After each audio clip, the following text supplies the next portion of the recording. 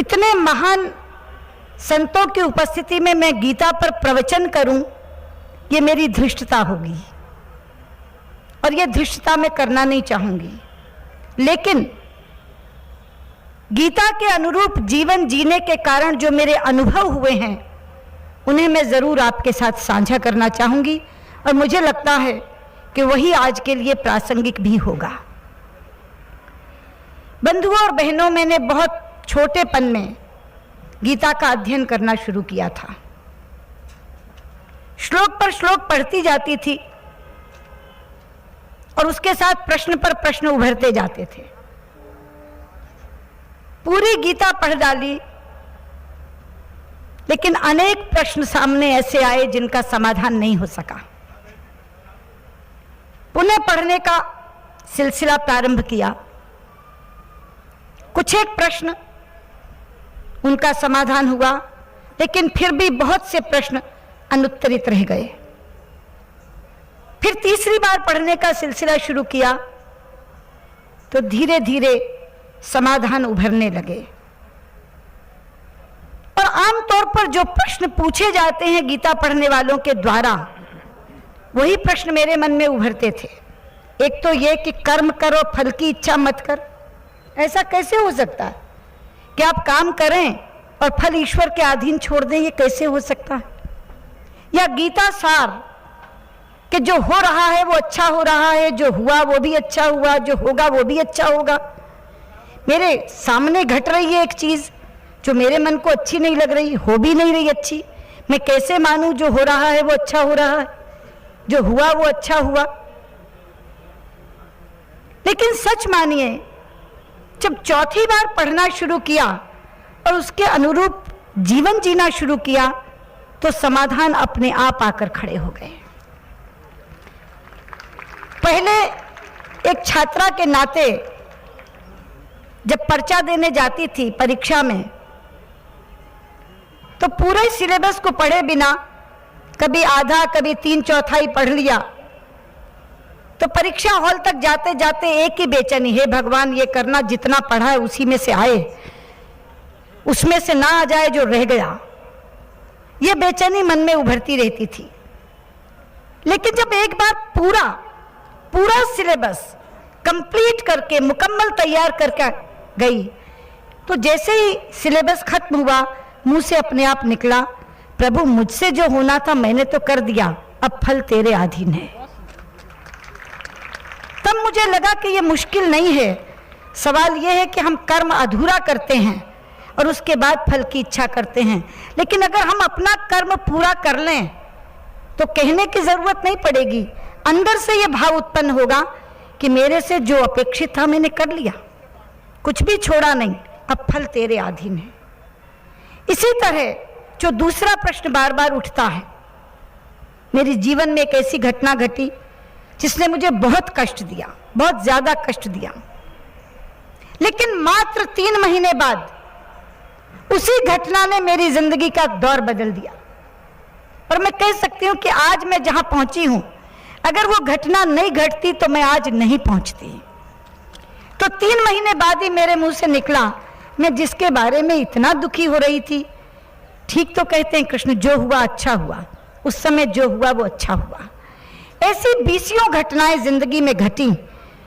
और उसके बाद ये कर्मण्यवाधिकारस्ते मां फलेषु कदाचन मां कर्मफल भूति मां तो संगोऽस्त्व कर्मणि, ये एक तरफ रह गया और एक श्लोक सामने आ गया। 18वें अध्याय का वो श्लोक, सर्वधर्मान परित्यज्य मामेकं शरणं व्रज अहं त्वा सर्व पापेभ्यो मोक्षयिष्यामि मा शुचः। तू सब धर्मों को त्याग कर मुझे अकेले की शरण में आ जा, मैं तुझे सभी पापों से मुक्त कर दूंगा, तू शोक मत कर। मुझे लगा श्री कृष्ण मां के रूप में सामने खड़े हैं और बाहें फैलाकर कह रहे हैं, हो गए बहुत तर्क कुतर्क, आ मेरी गोदी में बैठ, मैं तुझे चिपटा लूंगी और तेरे सारे संशयों का नाश हो जाएगा। और वो दिन था मित्रों, जब पूर्ण समर्पण भाव मन में जगा और अपने तमाम तर्कों को, अपने तमाम संदेहों को, अपने तमाम संशयों को कृष्ण के चरणों में मैंने समर्पित कर दिया। और उसके बाद एक नई व्याख्या उभरी।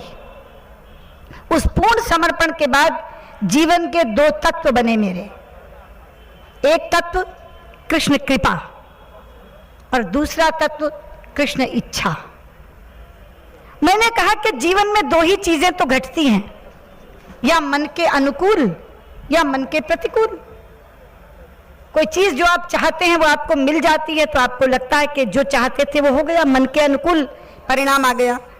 लेकिन जो आप चाहते हैं वो नहीं मिलता या कुछ और उसके विपरीत घट जाता है तो घटना मन के प्रतिकूल कहलाई जाती है।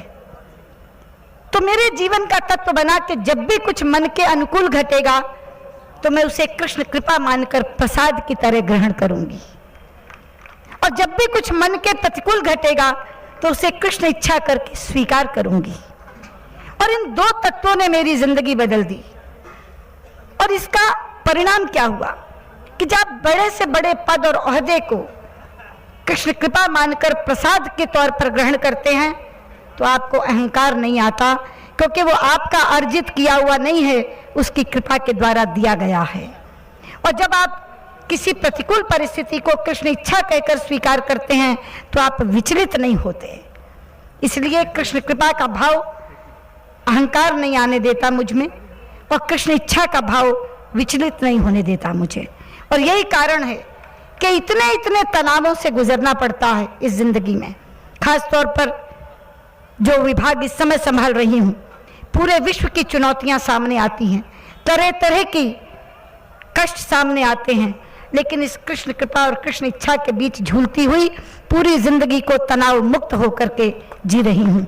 इसलिए आपको एक बात कहना चाहूंगी कि बहुत बार लोग ये सोचते हैं गीता, रामायण, महाभारत, भागवत ये तो बुढ़ापे में पढ़ने की चीजें हैं, लेकिन जब वो बुढ़ापे में गीता खोलते हैं तो कहते हैं काश हमने ये जिंदगी के युवावस्था में पढ़ी होती। तो जिन चीज़ों का सामना हमने अपने तरीके से किया और आज यहाँ पहुँचे, उसकी बजाय अगर हम गीता के रास्ते चलकर अपनी ज़िंदगी जिए हुए होते तो हमें कष्ट नहीं होता और आज हम कहीं के कहीं होते। इसलिए ये गलती मत करना। गीता को बुढ़ापे के लिए छोड़ने की चीज़ नहीं है। गीता वो है जो आज पढ़नी है, जो आपको जीवन के जीने का रास्ता देगी, आपका माध्यम बनेगी। और खास तौर पर आज का दिन जिस समय लोग इतने स्ट्रेस में रहते हैं, इतने तनाव में रहते हैं, डिप्रेशन की बीमारी बढ़ती जा रही है, केवल हिंदुस्तान में नहीं पूरे विश्व में बढ़ती जा रही है। आज एक अखबार में पहली फोटो है इंडियन एक्सप्रेस में एक डिप्रेस्ड आदमी की, 445 किलो वजन, 40 बरस की उम्र और 445 किलो वजन, क्योंकि डिप्रेशन को दूर करने का काम लोगों ने चॉकलेट खाना समझ रखा है। चॉकलेट खाओ तो डिप्रेस नहीं होगे, या गोलियां खाकर लोग अपना डिप्रेशन दूर करते हैं, दवाइयां लेकर डिप्रेशन दूर करते हैं। लेकिन मेरा दावा है कि अगर हम गीता पढ़कर उसके अनुसार जिंदगी जीना शुरू करें तो कभी डिप्रेशन में हम नहीं आएंगे, और डिप्रेशन का बड़े से बड़ा मरीज गीता सार के साथ ठीक हो सकता है। मैं तो कहना चाहूँगी हमारे जो साइकेट्रिस्ट हैं, हमारे जो मनोविज्ञान के डॉक्टर्स हैं, वो स्वयं गीता पढ़ें, और जब पेशेंट उनके पास काउंसलिंग के लिए आता है तो काउंसलिंग उसके अनुसार करें। इतना भव्य भाव आएगा आपके अंदर, सारे तर्क खत्म हो जाएंगे, सारे संशय और सारे संदेह समाप्त हो जाएंगे और जीवन जीने का राह मिल जाएगा। और इसीलिए मैंने संसद में खड़े होकर कहा था कि श्रीमद् भगवद गीता को राष्ट्रीय ग्रंथ घोषित किया जाना चाहिए।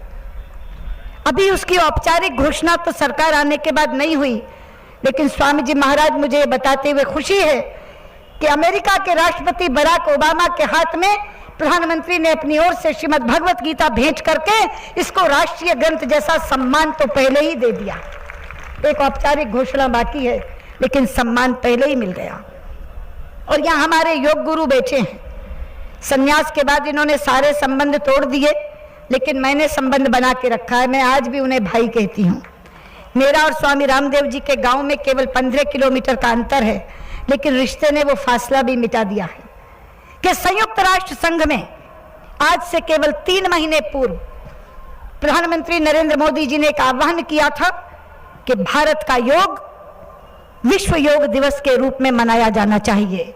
आज मुझे यहाँ खड़े होकर आपको बताते हुए खुशी है 170 देशों का समर्थन हमें इस प्रस्ताव के लिए मिल चुका है और आज से 4 दिन बाद, महज 4 दिन बाद 11 दिसंबर को संयुक्त राष्ट्र संघ द्वारा 21 जून को अंतर्राष्ट्रीय योग दिवस घोषित कर दिया जाएगा।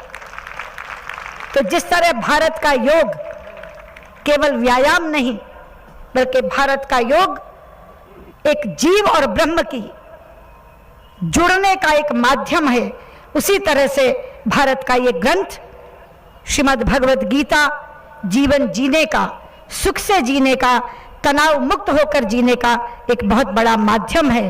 और जैसे मैंने कहा कि एक संपूर्ण समर्पण भाव मन में उभरा था, उसी दिन स्वामी हरिदास जी का जो मंत्र है जिसकी आखिरी पंक्ति है, कृष्णात् परम किमपि तत्त्वम अहम न जाने, कृष्ण के बिना किसी भी और तत्व को मैं नहीं जानती, यही सोचकर मैं अपना जीवन जी रही हूँ। और जब स्वामी ज्ञानानंद जी महाराज से पता चला कि उन्होंने तो जियो गीता को एक अभियान के तौर पर चला दिया, तो मुझे लगा कि मानवता के प्रति इससे ज़्यादा सुंदर अभियान दूसरा नहीं हो सकता। महाराज, मैं आपको बहुत बहुत अभिनंदित करती हूँ, आपका वंदन करती हूँ कि इस समय हिंसा की राह पर चल रहे विश्व को और तनावों से युक्त मानवता को अगर कोई अभियान निजात दिला पाएगा तो वो जियो गीता होगा। और आज के दिन से आपसे कहना चाहती हूँ कि गीता के 2 श्लोक प्रतिदिन पढ़ना शुरू करिए। 2 श्लोक, 700 श्लोकों का ग्रंथ है ये, 1 वर्ष से पहले समाप्त हो जाएगा। उसके बाद फिर पढ़िए, ये सिलसिला अंत तक जारी रखिए। 3रे या 4थी बार पढ़ने के बाद आपको वैसे ही राह मिल जाएगी जीवन जीने की जैसे मुझे मिली है। इसलिए मैंने सोचा कि आज मैं केवल उन अनुभवों को आपके साथ साझा करूं जिन्होंने मुझे मार्ग दिखाया है, वही गीता आप सबको भी मार्ग दिखाएगी। बहुत बहुत धन्यवाद। बोलो योगेश्वर श्री कृष्ण महाराज की जय।